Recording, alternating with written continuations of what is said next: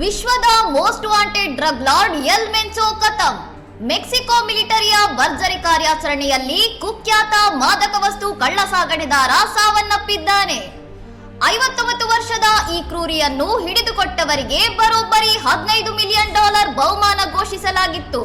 ಈಗ ಮಿಲಿಟರಿ ದಾಳಿಯಲ್ಲಿ ತೀವ್ರ ಗಾಯಗೊಂಡು ಈತ ಮೃತಪಟ್ಟಿದ್ದಾನೆ.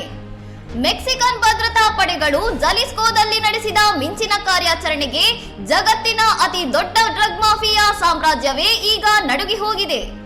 ಎಲ್ ಮೆನ್ಚೋ ಸಾವಿನ ಸುದ್ದಿ ಬೆನ್ನಲ್ಲೇ ಮೆಕ್ಸಿಕೋದಾದ್ಯಂತ ಭೀಕರ ಹಿಂಸಾಚಾರ ಭುಗಿಲೆದ್ದಿದ್ದು ಡ್ರಗ್ ಗ್ಯಾಂಗ್ಗಳು ರಸ್ತೆಗಿಳಿದು ಅಟ್ಟಹಾಸ ಮೆರೆಯುತ್ತಿವೆ.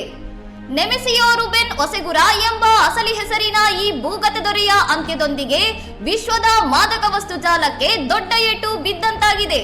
ಇನ್ನಷ್ಟು ಸುದ್ದಿಗಳಿಗಾಗಿ ನೋಡ್ತಾ ಇರಿ ಸೌರವ್ ಟಿವಿ.